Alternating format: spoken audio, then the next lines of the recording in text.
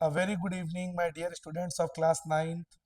पिछली वीडियो में हमने फिजिक्स में वर्क एंड एनर्जी का पार्ट 1 किया था। आज हम इसका पार्ट 2 लेकर आए हैं।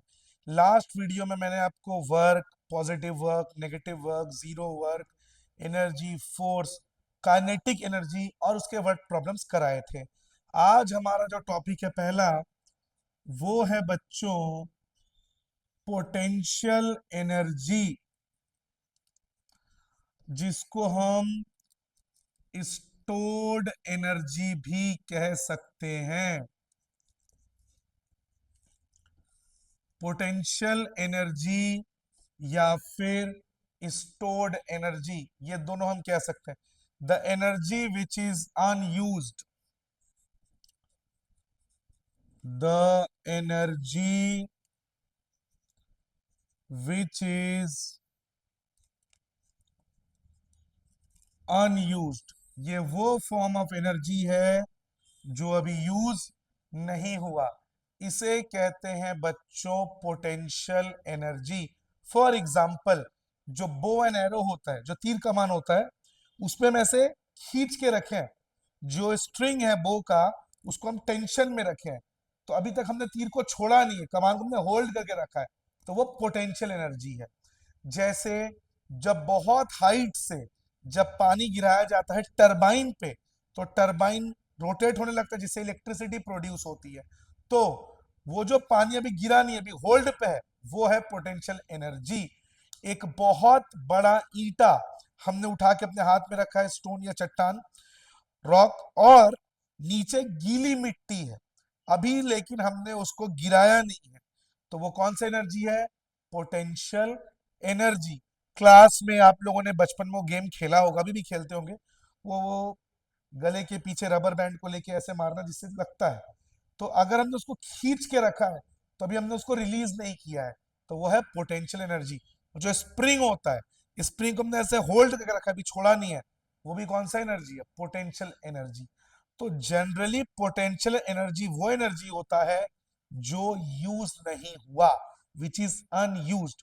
और इसको जनरली अगर मैं ग्रेविटी के अगेंस्ट करूं, तो फिर हम इसके डेरिवेशन को निकाल सकते हैं। जैसे पोटेंशियल एनर्जी का जो फॉर्मूला होता है बच्चों, वो होता है mgh। अब इसको डिराइव कैसे करें? मान लीजिए, suppose an object of mass m is moved or displaced to a height h। एक ऑब्जेक्ट है जिसका मास m है, उसको हमने एक हाइट तक उठाया। अपने आप उठेगा क्या बच्चों? उसको उठाने के लिए हमें एक फोर्स लगेगा। ये हमने लास्ट वीडियो में भी डिस्कस किया था। वर्क डन करने के लिए या किसी ऑब्जेक्ट को डिस्प्लेस करने के लिए वर्क डन दो क्राइटेरिया से पूरा होता है। एक, वो अपने जगह से डिस्प्लेस होना चाहिए, और दूसरा, वर्क डन करने के लिए आपको एक फोर्स चाहिए। बिना फोर्स से कोई ऑब्जेक्ट डिस्प्लेस नहीं होगा। जैसे आप देख सकते हैं, ये डस्टर, ये डस्टर मान लीजिए मेरे हाथ में है अभी। अब मैं इसको उठा रहा हूं, तो ये जो मैं इसको उठा रहा हूं, इसको उठाने के लिए मुझे फोर्स लगेगा, और वो फोर्स किसके इक्विवेलेंट होगा? जितना इसका मास होगा। जितना बड़ा ऑब्जेक्ट, उसको डिस्प्लेस करने के लिए उतना ज्यादा फोर्स आपको देना पड़ेगा। तो जो ऑब्जेक्ट है जिसका मास m है, उसको हमने हाइट h तक उठाया, force F is used to displace the object, and it is equivalent to the mass of object। यानी बच्चों, उस ऑब्जेक्ट को उठाने के लिए जो हमें फोर्स लगेगा, वो उस ऑब्जेक्ट के मास के बराबर होगा। जैसे अभी मैंने हल्का सा, बहुत ही हल्के वेट के हल्के मास के डस्टर को मैंने उठाया, अगर मैं यहाँ पे कोई भारी ऑब्जेक्ट को उठाता, कोई हेवी ऑब्जेक्ट को उठाता, तो उसके लिए मुझे ज्यादा फोर्स देना पड़ता। ठीक है, मान लीजिए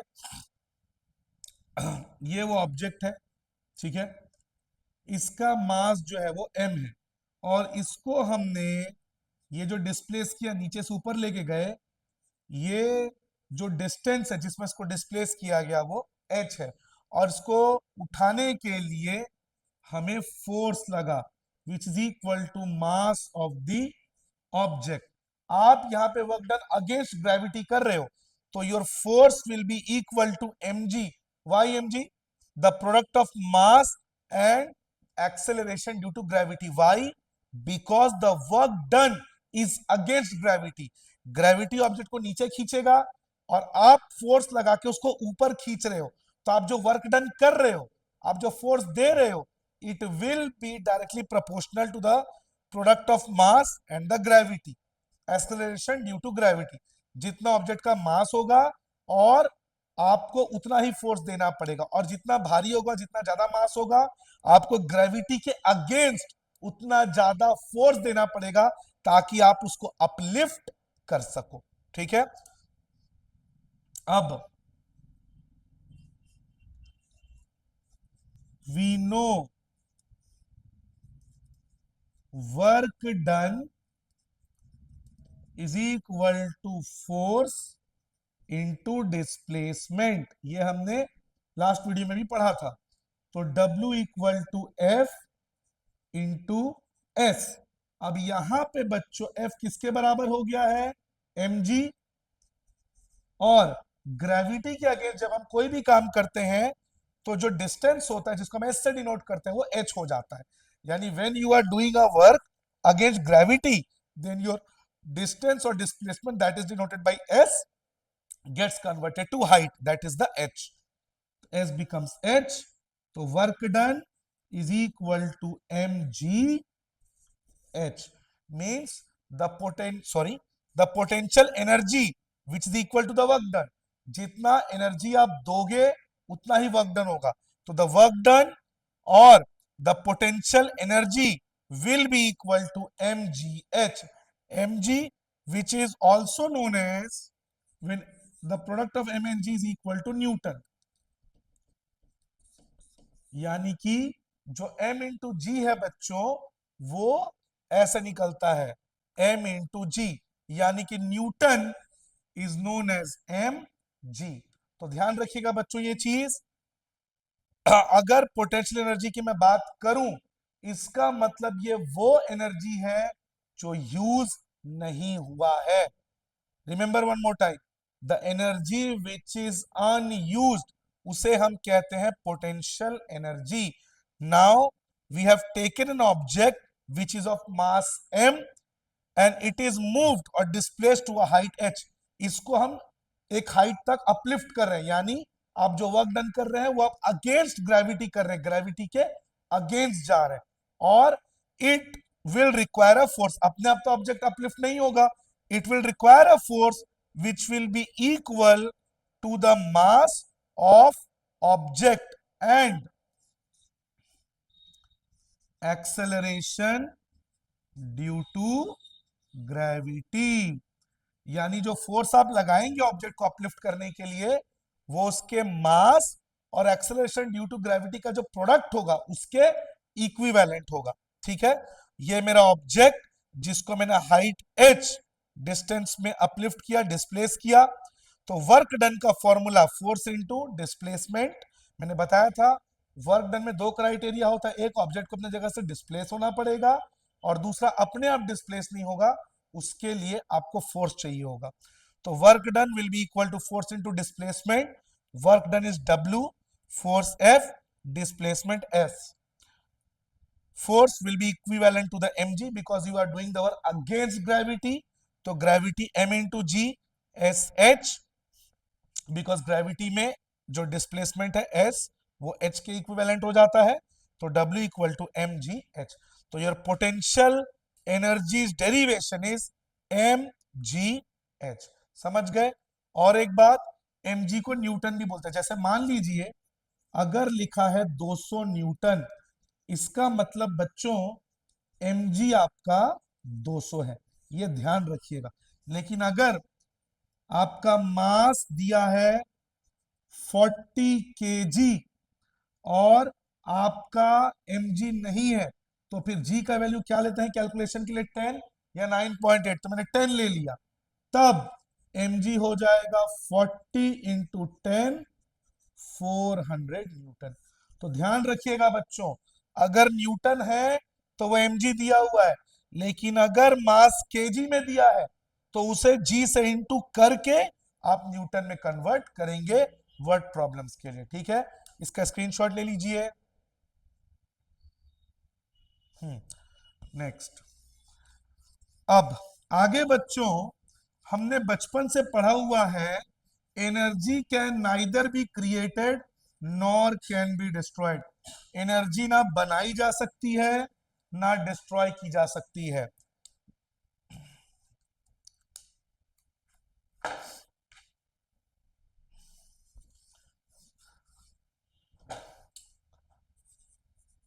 law of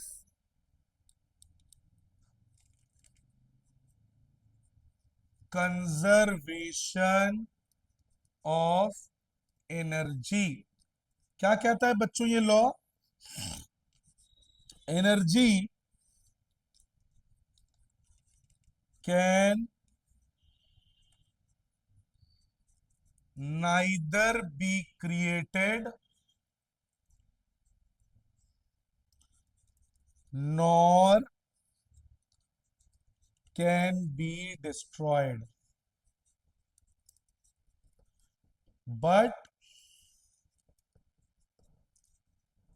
it can change from one form to the other। मतलब एनर्जी को बच्चों ना हम बना सकते हैं, ना हम डिस्ट्रॉय कर सकते हैं, ना मिटा सकते हैं, बस एक फॉर्म से दूसरे फॉर्म में कन्वर्ट कर सकते हैं। यह है law of conservation of energy. अगर मैं इसके एग्जांपल दूं बच्चों आपको, मान लीजिए एक ऑब्जेक्ट है, ये ऑब्जेक्ट है हमारा और ये एक पर्टिकुलर हाइट पे अभी होल्ड पे है, मतलब इसको हमने होल्ड करके रखा है। तो ये कौन सा एनर्जी है बच्चों? Potential energy. इसका मतलब अभी पोटेंशियल एनर्जी मैक्सिमम होगा, पर काइनेटिक एनर्जी बच्चों जीरो होगा। क्यों काइनेटिक एनर्जी जीरो होगा? क्योंकि हमने ऑब्जेक्ट को अभी होल्ड पे रखा है, मतलब ऑब्जेक्ट जो है वो मूव नहीं कर रहा है। और काइनेटिक एनर्जी का फॉर्मूला बच्चों क्या होता है? Half m v square. बोल के थोड़ा हल्ला कम करें। मान लीजिए ऑब्जेक्ट ऑब्जेक्ट का मास है 200 न्यूटन, और वी तो जीरो है, तो क्या हो जाएगा? जीरो। बिकॉज काइनेटिक एनर्जी वो एनर्जी होता है which is because of the virtue of its motion. अगर ऑब्जेक्ट मोशन में है तो उसकी वेलोसिटी है, तो उसका काइनेटिक एनर्जी होगा। लेकिन अगर ऑब्जेक्ट रेस्ट में है तो उसका काइनेटिक एनर्जी जीरो होगा। यानी इस पर्टिकुलर पॉइंट पे पोटेंशियल एनर्जी हाईएस्ट होगा और काइनेटिक एनर्जी जीरो होगा। और mechanical energy is equal to potential energy plus kinetic. Sorry मेरे को बोल हल्ला कम करे, वीडियो बना रहा हूं, डिस्टरबेंस हो रहा है। मैकेनिकल एनर्जी, इसका मैं फुल फॉर्म लिख देता हूं बच्चों, मैकेनिकल एनर्जी। मैकेनिकल एनर्जी का फॉर्मूला है बच्चों potential energy plus kinetic energy. मान लीजिए इस समय पोटेंशियल एनर्जी 1000 पे, 1000 जूल। इसका मतलब मैकेनिकल एनर्जी हो जाएगा, पोटेंशियल एनर्जी आपका 1000 है और काइनेटिक एनर्जी आपका 0 है, तो कितना हो जाएगा? Mechanical energy 1000 joule. अब ऑब्जेक्ट को हमने रिलीज कर दिया, ऑब्जेक्ट को हमने छोड़ दिया, ऑब्जेक्ट मोशन में आ जाएगा। मोशन में आ जाएगा तो उसकी वेलोसिटी बढ़ जाएगी। तो जैसे आपने ऑब्जेक्ट को रिलीज किया, आपने ऑब्जेक्ट को छोड़ा, उसका पोटेंशियल एनर्जी कम होते जाएगा बिकॉज अब एनर्जी यूज हो रही है। ये ऑब्जेक्ट यहां पे है, इस पॉइंट पे potential energy maximum 1000, kinetic energy 0, because object move नहीं कर रहा है। अब ऑब्जेक्ट को हमने एक हाइट से छोड़ा, ऑब्जेक्ट यहां तक आया, इसका मतलब आप एनर्जी को यूज कर रहे हो, तभी तो ग्रेविटी उसको नीचे खींच रहा है, यानी एनर्जी यूज हो रही है। यानी जैसे जैसे ऑब्जेक्ट नीचे आएगा उसकी जो पोटेंशियल एनर्जी है वो डिक्रीज होती जाएगी, और जैसे जैसे ये नीचे की ओर आएगा ग्रेविटी उसको तेजी से अपनी ओर खींचेगी, उसका काइनेटिक एनर्जी बढ़ता जाएगा। मतलब as soon as the object is released, its kinetic energy will increase and potential energy will decrease। मान लीजिए एक पर्टिकुलर पॉइंट पे ऑब्जेक्ट यहां तक आ गया, ठीक है, अब इसका पोटेंशियल एनर्जी कम होता जाएगा बिकॉज एनर्जी यूज हो रहा है, तभी तो नीचे की ओर आ रहा है, ग्रेविटी उसको खींच रही है, आपने उसको वर्क डन करके यहां तक लाया, अब ग्रेविटी उसको नीचे खींच रही है, मतलब आपने एनर्जी छोड़ दिया, अब उसकी पोटेंशियल एनर्जी धीरे धीरे कम होती जाएगी। इस पर्टिकुलर पॉइंट पे मान लेते हैं पोटेंशियल एनर्जी 400 जूल हो गया, काइनेटिक एनर्जी बढ़ गया, पोटेंशियल एनर्जी 1000 से 400 हो गया, कितना डिक्रीज हुआ 600, तो काइनेटिक एनर्जी कितना बढ़ जाएगा 600। तो अब फिर से mechanical energy, kinetic energy plus potential energy, kinetic energy कितना हो गया 600, पोटेंशियल 400, फिर से कितना हो गया 1000 जूल। यही तो है law of conservation of energy, energy convert हो रही है, पोटेंशियल से वो डिक्रीज होकर काइनेटिक में आ रही है, काइनेटिक इंक्रीज हो रही है और पोटेंशियल डिक्रीज होने, मतलब जो एनर्जी है it is being converted from potential to kinetic energy. ध्यान रखिए इस चीज को, किसी भी इंस्टेंस पे किसी भी पॉइंट पे वो 1000 ही रहेगा। अब मान लीजिए ऑब्जेक्ट बिल्कुल नीचे टच होने वाला है, मतलब अर्थ के जस्ट सरफेस पे वो पहुंच गया है, एकदम डाउन आ गया है, ऑब्जेक्ट यहां आ गया, तो इस दौरान इसका पोटेंशियल एनर्जी 0 हो जाएगा। क्यों? पूरा एनर्जी यूज हो, बोल क्या नया वीडियो बना रहा हूं, ढंग से बोल, पोटेंशियल एनर्जी बिल्कुल 0 हो जाएगा। क्यों? अब वो सरफेस को टच करने वाला है, ठीक है, और क्योंकि अब वो एकदम अर्थ के पास आ गया है तो काइनेटिक एनर्जी सबसे मैक्सिमम होगा, यानी काइनेटिक एनर्जी 1000 जूल हो गया। फिर से मैकेनिकल एनर्जी निकाल दो, पोटेंशियल प्लस काइनेटिक, पोटेंशियल 0 और काइनेटिक 1000, कितना हो गया बच्चों फिर से 1000 जूल। अब देख लीजिए किसी भी पॉइंट पे 1000 1000 1000, किसी भी पॉइंट पे हम इसका एनर्जी निकाल रहे हैं वो 1000 जूल आ रहा है। तो यही हमें सिखाया जाता है कि energy can be converted from one form to the other, but it can neither be created nor can be destroyed. और किसी भी पॉइंट पे आप देखिए 1000 1000 1000, तो यानी कि पोटेंशियल एनर्जी जैसे जैसे कम होगा काइनेटिक एनर्जी वैसे वैसे बढ़ेगा। इसका आप उल्टा कर दो, आप किसी ऑब्जेक्ट को नीचे से ऊपर फेंक रहे हो तो आपका काइनेटिक एनर्जी मैक्सिमम रहेगा, और जब ऊपर पहुंच जाएगा, आप काइनेटिक नीचे से ऊपर फेंक रहे हो तो आपका काइनेटिक एनर्जी अभी मैक्सिमम है और पोटेंशियल एनर्जी 0 है, बिकॉज आप एनर्जी यूज कर रहे हो। जब ऑब्जेक्ट अपने टॉप पे जाकर पहुंच गया तब काइनेटिक एनर्जी 0 हो जाएगा और पोटेंशियल एनर्जी मैक्सिमम हो जाएगा। मतलब energy is created, energy can't be created nor can be destroyed, yes but it can change from one form to the other. और पोटेंशियल एनर्जी और काइनेटिक एनर्जी के sum को, टोटल को कहते हैं मैकेनिकल एनर्जी। तो ये हो गया बच्चों law of conservation of energy.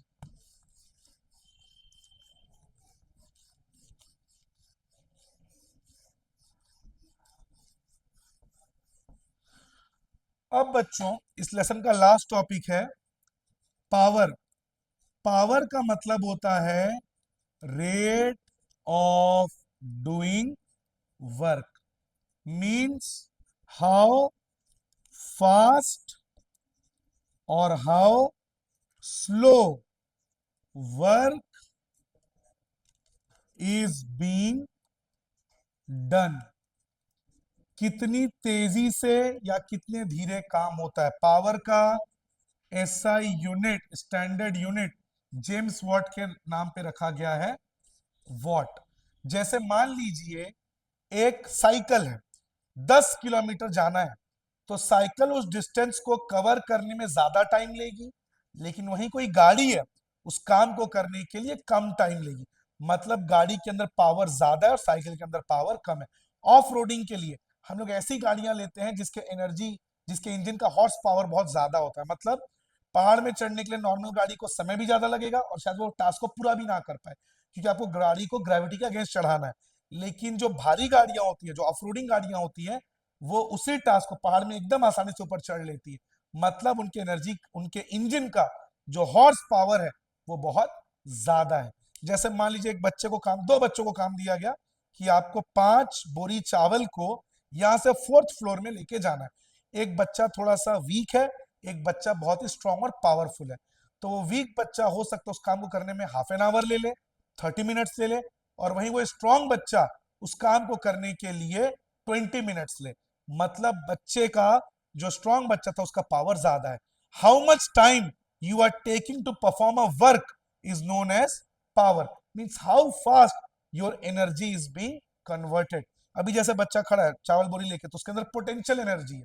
अब जैसे ही वो सीढ़ी चढ़ेगा, वो पोटेंशियल एनर्जी, उसके बॉडी का जो एनर्जी है, वो कन्वर्ट हो जाएगा किसमें? काइनेटिक, क्योंकि वो सीढ़ी चढ़ रहा है, उसकी बॉडी मोशन में आ गई।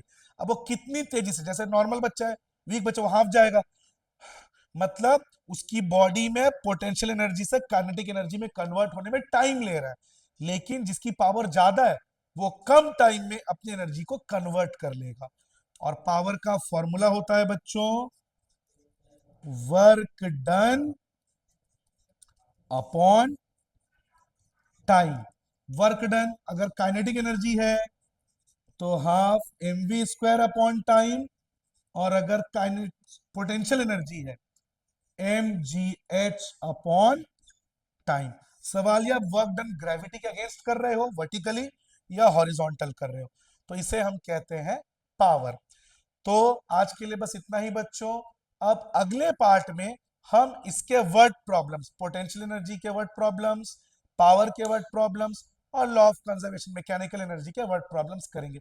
चैनल को सब्सक्राइब करें, वीडियो को लाइक और शेयर जरूर करें। पूरे एनुअल एग्जाम की तैयारी स्नेहपूर्ण शिक्षा आपकी इसी तरह करवाएगी। Have a good day.